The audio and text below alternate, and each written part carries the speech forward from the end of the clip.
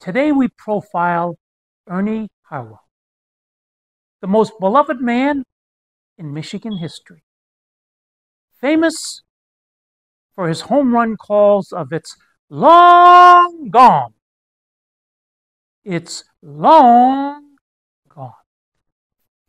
He was born in 1918, and he had a severe speech impediment. He was tongue-tied. Grew up in rural Georgia. He broadcast Major League Baseball for 55 years, and he only missed 2 games. He is the only sports announcer to ever be traded for a ball player. He broadcast in 1951 the first coast-to-coast TV telecast of a major sporting event.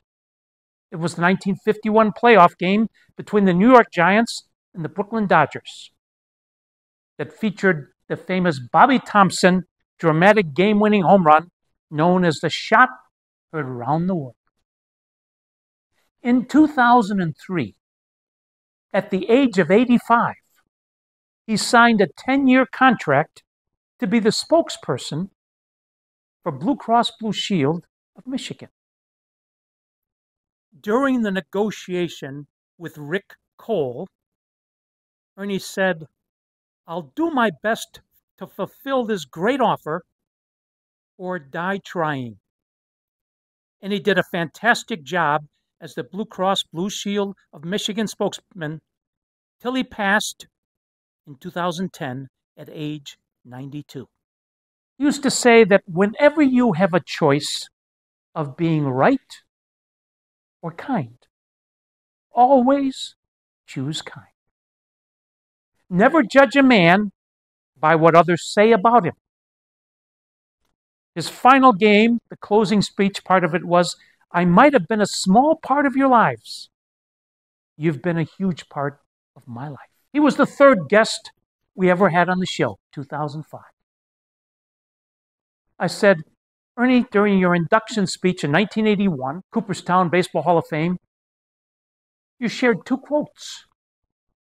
The first was, 'I'd rather be lucky than good.'" Well, Jack, I heard that from a lot of people, but the first one I heard it from was Lefty Gomez. Then I said the second quote was, "I am a part of all that I have met." He said, "Jack, well, that's a famous poem from Alfred Lord Tennyson's Ulysses." And friends, cold, he then recited the poem.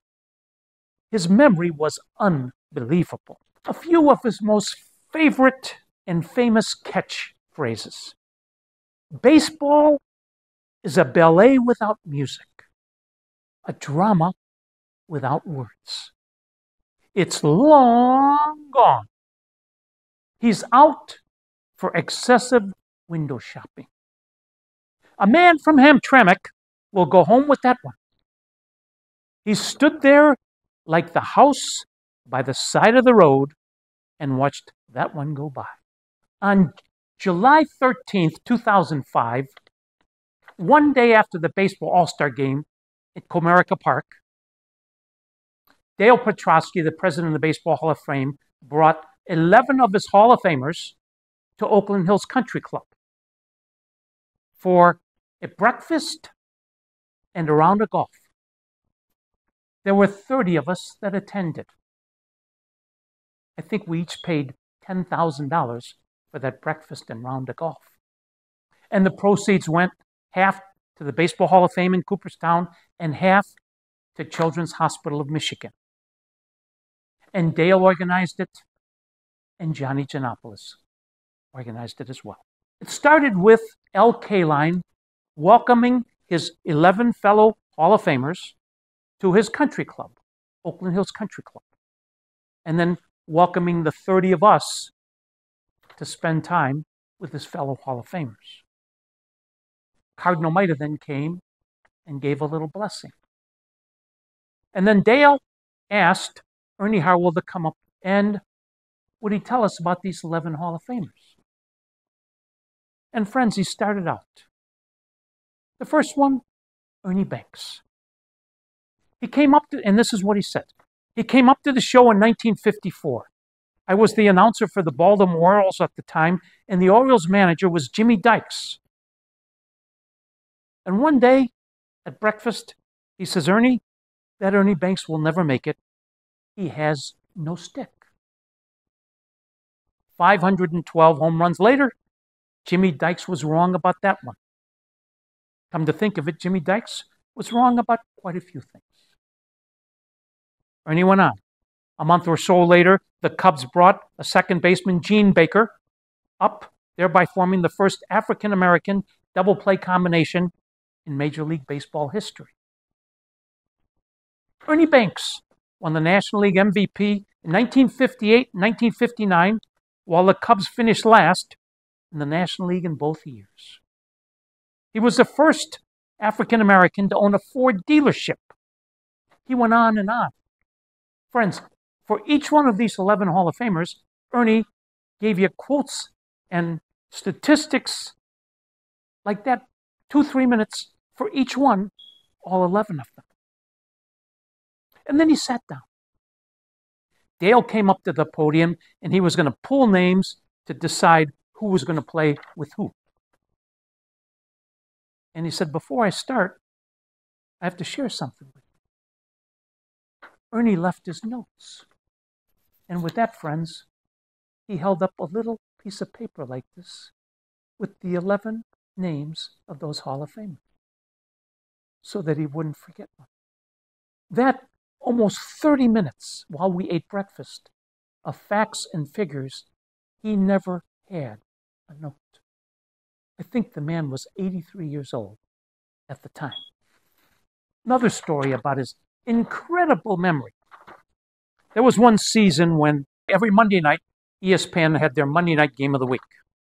And John Miller and Joe Morgan were the two hosts. And this one particular season, they would bring back famous Jack Buck, Bob Prince, legendary Red Barber announcers who were retired to be in the booth with them for that game. And one night there was a game at Tiger Stadium, Comerica, whatever, and Ernie Harwell came. And the game's proceeding, and all of a sudden, John Miller says, hey, Ernie, the Orioles are playing somebody, and it's the 8th inning, and Scott McGregor's pitching a no-hitter. Ernie, did you ever call a no-hitter? So it just kind of happened. And this 85-year-old man said, yes, 6 of them. The first one was Milt Pappas.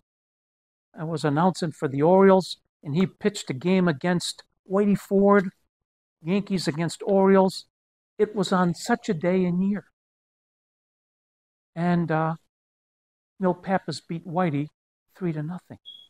The second one was Jim Bunning. The third one, friends, he went and told you all 6 of those no-hitters, who they played, who the pitcher was on the opposition, and what the score was, and the date.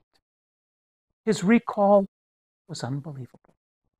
Ernie Harwell wrote a poem that he would read on opening day every year. It goes like this. Baseball, a game for all America. Baseball is the president tossing out the first ball of the season and a pudgy schoolboy playing catch with his dad on a Mississippi farm. A tall, thin old man waving a scorecard from the corner of his dugout. That's baseball. And so is the big fat guy with a bulbous nose running out one of his 714 home runs. There's a man in Mobile who remembers a triple that Honus Wagner hit in Pittsburgh 46 years ago. That's baseball. And so is the scout reporting that a 16-year-old Sandlot pitcher in Cheyenne is the new Walter Johnson. Baseball is the spirited race of man against man, reflex against reflex, a game of inches. Every skill is measured. Every heroic, every failing is seen and cheered or booed, and then becomes a statistic. In baseball, democracy shines its clearest. The only race that matters is the race to the bag. The creed is the rule book, and color is merely something to distinguish one team's uniform from another's. Baseball is a rookie, his experience no bigger than the lump in his throat, trying to become fulfillment of his dream. It's a veteran, too, a tired old man of 35, hoping his aching muscles can pull him through another sweltering August and September. Nicknames are baseball. Names like Zeke and Pie and Kiki and Home Run and Cracker and Dizzy and Dazzy. Baseball is the cool, clear eyes of Rogers Hornsby, the flashing spikes of Ty Cobb, and the overaged pixie named Rabbit Moranville. Baseball, it's just a game, as simple as a ball and bat, yet as complex as the American spirit it symbolizes.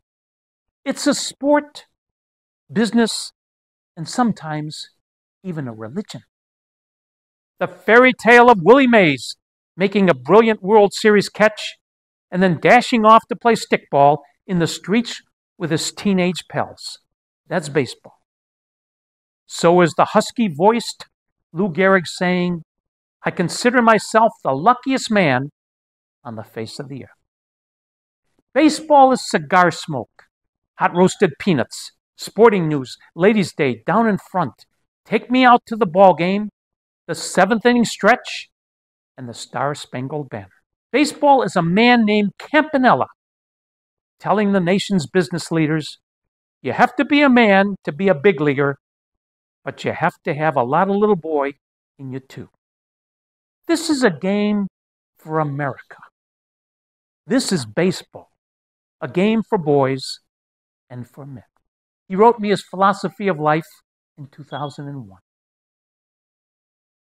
I am here on earth to serve God. Because his Son, Jesus Christ, lives in me, I have a purpose.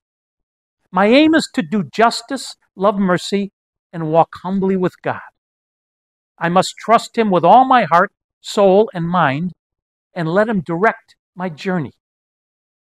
I am a sinner, but can always depend on him to forgive me and let me live life to the fullest. Ernie Harwell. That's the story of Ernie Harwell. Thanks for watching. If you enjoy these messages of inspiration, like, subscribe, and or share them with family and friends. Until we meet again, please remember, with God, anything is possible. Spall.